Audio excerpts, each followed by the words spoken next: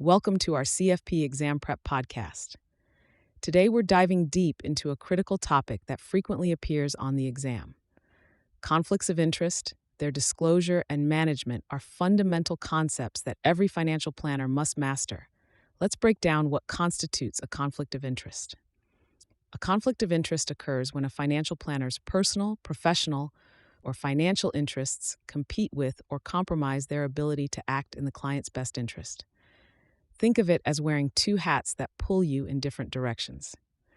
The most common types of conflicts show up in compensation arrangements. For instance, when an advisor receives higher compensation for recommending one product over another, that's a conflict. Another example is when an advisor's firm only offers proprietary products, limiting the available options for clients. Here's where candidates often stumble on the exam. Many mistakenly believe that simply avoiding conflicts is sufficient, or that disclosing them is enough. The CFP board requires both disclosure and management of conflicts. Let me emphasize this with a scenario that frequently appears on the exam. Imagine you're an advisor who receives a referral fee from an attorney. Many candidates would only identify the need to disclose this arrangement to clients. However, the complete answer requires explaining how you'll manage this conflict to ensure it doesn't adversely affect your recommendations. Product limitations represent another tricky area. If your firm only offers a specific family of mutual funds, you must disclose this limitation and explain how you'll manage this constraint to serve your client's best interests. This might include recommending external products when appropriate, even if it means less compensation. A practical way to remember the key elements is to think of the 3 Ds: detect the conflict, disclose the conflict, determine how to manage it.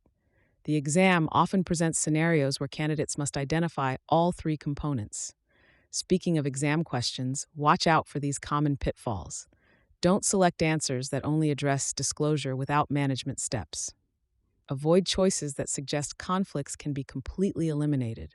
Instead, look for answers that demonstrate both transparency and concrete management strategies. Here's a specific management strategy example that's worth remembering. When an advisor receives varying compensation levels for different products, they might implement a standardized analysis process that documents why each recommendation is suitable, regardless of compensation. This shows both awareness and active management of the conflict. The CFP board emphasizes that conflicts are often unavoidable in financial planning. What matters is how we handle them.